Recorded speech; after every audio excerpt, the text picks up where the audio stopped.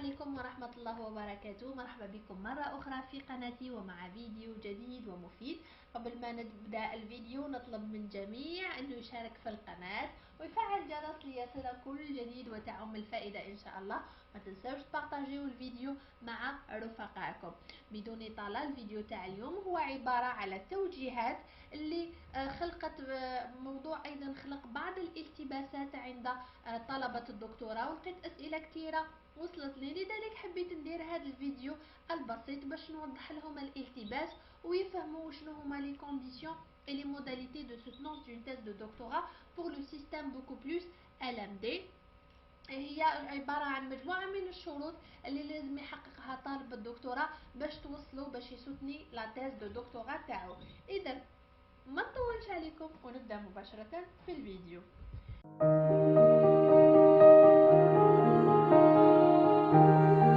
كما قلت لكم لي دكتورون لازمهم يحققوا شروط معينه باش تكون لا سوتونس تاعهم، وانا هنا قسمت لي دكتورون ال ام دي الى قسمين. هناك لي دكتورون سجلوا قبل 2016 2017، وهناك دكاتره او طلبه الدكتوراه سجلوا بعد سنه 2016 2017.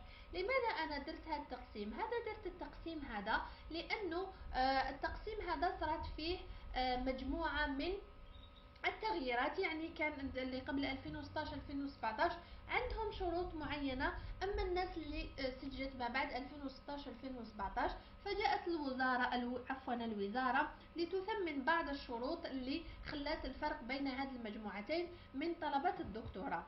نبدأ أولا pour les doctorants اللي انسكراو قبل 2016 2017. بالنسبة لهذه المجموعة الشرط الوحيد لهم هما أنهم يببليو un article scientifique soit des revues scientifiques de classe A et B، وهذا بالنسبة للطلبة العلميين أي مجلة مصنفة في ألف أو باء، أو بالنسبة للطلبة الأدبيين أنهم يديروا مجلة مصنفة من صنف جيم أو سي. والوزارة بالنسبة للأ أو بي أو سي حطت مجموعة من لي طابلو، يمكن أني نحط لكم دي ليان باش تشوفوا هذه المجموعات اللي يقدر أنه الطالب من خلالها يببليي لارتيكل تاعو ويسوتني.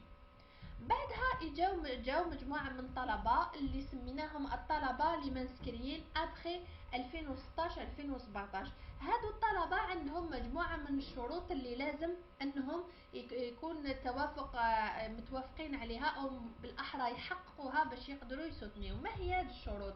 اول شرط هو انك تحقق 180 نقطة، ولكن لا كيستيون كي سو بوز كيفاش انا طالب الدكتوراه راح يحقق لي 180 ولا كيفاش نتحصل على ال 180 نقطة هذه؟ انا حبيت نضيف لكم معلومة انه قبل 180 نقطة هذه، او بالنسبة للطلبة اللي مسجلين قبل، انا شخصيا واحدة منهم سجلت في 2013 2014، ما كانوش يديرونا هذه لاني تيوريك اللي راهم يديروها الطلبة حاليا. كنا فقط ندخلوا مباشرة ويبدا البحث العلمي، وما كانوش عندنا النقاط هادو. كان الشرط الوحيد كما قلت لكم هو لا بوبليكاسيون تاع ارتيكل سيانتيفيك. اما الطلبه الحاليين فاصبحت عندهم كيما نقولوا ليكول بوست دكتورال اللي راهي كانت في ذاك الوقت تعبر على الماجستير او الماجستير، بحيث عندهم اون اني تيوريك اللي يقراو فيها لا تيوري كو سو سوا كيفاش يبريباريو ميموار، لا ميثودولوجي، يقراو كيلكو لوجيسيال دو سيمولاسيون، ومنهم هادو هما الاشياء اللي يهلموا من خلالهم النقاط. اذا وهذا الشيء كامل جاء حسب القرار الوزاري رقم 547 الصادر يوم الخميس في 2 جوان 2016، بحيث انه يحط لنا مجموعه من الشروط. انا راح نحاول اني نبسط لكم الشروط في هذا العرض. دونك اول حاجه باش نتحصل لاني تيوريك اللي تكلمت فيهم عليها، هذه لاني تيوريك يتحصل عليها الطالب على 30 نقطه، بحيث انه يقرا كسوسوا دراسات تطبيقيه او نظريه. ايضا يمكن انه لا مانوسكري تاعو تخليه انه يتحصل على 100 بوين، سيتادير يولو المجموع ككل 130 نقطه، ولكن بقي للطالب انه يجمع 50 نقطه. كيف للطالب هذا انه يجمع 50 نقطة؟ هذه ال50 نقطة عنده الطالب مجموعة من الخيارات، يعني اذا هذيك الخيارات حقق احد الخيارات يمكن انه يتحصل على ال50 نقطة هذه، وبذلك يوصلوا إلى 180 نقطة إضافة ل 130 نقطة اللي تحصلهم من جانب النظري وتكملة الأطروحة تاعو. اولا قدر يتحصل على 50 نقطه من خلال لا بوبليكاسيون تاع ارتيكل سيونتيفيك يكون مكلاسي دو كلاس ا. قدر يدير دو ارتيكل ناسيونو سيتادير وطنيين بحيث انه كل ارتيكل عليه 25 نقطه و دو ارتيكل عليهم 50 نقطه. قادر ايضا يدير بروفي انترناسيونال عليه 5 نقطه او بالاحرى براءه اختراع. براءه الاختراع هذه يتحصل عليها على شان انترناسيونال وتمكنوا انه يتحصل على 50 نقطه. او بروفي ناسيونال سيتادير يتحصل على براءه اختراع وطنيه في بلاده وبذلك بلوس ان ارتيكل ناسيونال يعني تكون بروفي هذيك عليها 30 نقطه مثلا والارتيكل عليه 20 بوان وبذلك يحقق ال 50 نقطه. كاين شرط اخر يمكن انه يحققه الطالب بحيث انه يبوبليي ان ارتيكل دو كلاس بي عفوا يزيد له اون كونفيرونس ناسيونال وبذلك يحصل على 50 نقطه. قادر ايضا يدير الاخيار الاخر انه يدير ارتيكل ناسيونال يزيد له دو كونفيرونس انترناسيونال وبذلك يكون المجموع 50 نقطه. والخيار الاخر انه يدير ارتيكل انترناسيونال دو كلاس سي ارتيكل بلوس دو كونفيرونس ناسيونال وبذلك المجموع يكون 5 نقاط. كان هناك ايضا وفي الاخير دو ارتيكل انترناسيونال دو كلاس سي. وبهذا يكون الطالب حقق مجموع الشروط الذي حطتهم الوزاره لقبول ملفه باش يدير لا سوتونس تاعو ان شاء الله. وان شاء الله الجميع يلحق لهذه النقاط. ايضا هناك شرط جديد مؤخرا طرحته الوزاره وهو شرط لو بي 2.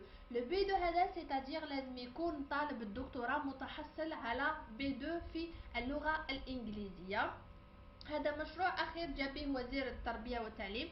انا الحقيقه تعليقي شويه كما يقولوا محتشم عليه ولكن في هذا الوقت بالذات يعني كلش درناه بقالنا غير ما درناش اللغه الانجليزيه. يعني هذا الموضوع دار شوشره بزاف وشغل سي با كما نقولوا لا يسمن ولا يغني من جوع. طالب الدكتوراه لازم يكون متعلم اللغه الانجليزيه ولكن من الافضل نديروا حلول اخرى لطلب الدكتوراه في عوض ما نقعدوا معلقين في نقطه واحده الانجليزيه الانجليزيه الانجليزيه. معليش هي نقطه مليحه تساعد طالب الدكتوراه خاصه أن المجالات المصنفه تقريبا كامل تقبل المقالات باللغه الانجليزيه. إضافة إلى ذلك هناك من سقساني عن تعميم أو سألني عن تعميم هذه لانوت وهي في الحقيقة خرجت ولكن راح يديروا تطبيقها يعني او كورون تاع هاد لاني. قالوا بالنسبة ل 2019 2019 2020 يعني راح تكون في ممكن الأشهر القادمة. وأظن أنه تعميمها أيضا راح يكون على جميع طلبة الدكتوراه من سنة أولى كسوا المسجلون الجدد و كسوا القدامى او الجدد. وكذلك هذه التعليمه كاين منها اللي يقول باللي انها ستطبق على بعض طلبه الماستر اللي رايحين يديروا لو كونكور بحيث انه او البكالوريا بحيث انه اذا ما ديتش معدل اظن 12 من 20 ما يسمحولكش انك دير نوع من الاختيارات. الى هنا انا نصل الى نهايه الفيديو ولكن قبل هذا كاين راح نحط لكم في صندوق الوصف مجموعه من لي ليان اللي راح يساعدوكم باش تطلعوا على هادو لي نوت او الملاحق اللي دارتهم وزاره التعليم العالي والبحث العلمي حتى تكون عندكم فكره افضل وافضل. انا هنا اعطيتكم اشياء بسيطه يمكنها انه تنحي لكم الالتباس. فإن عجبكم الفيديو غير تضغطوا على زر الاعجاب وما تنساوش تشاركوا الفيديو مع الرفقاء لتعم الفائدة وتشاركوا في القناة وتفعلوا ايضا الجرس. اي استفسار كالعادة ما عليكم غير تراسلوني عبر صفحتي على الفيسبوك اون فيتي مولتيوز. وما تنساوش ايضا تمدولي افكار تمدولي موضوعات اللي ممكن ولا حابين تشوفوها عبر القناة تاعكم. اشكركم على المتابعة والى اللقاء.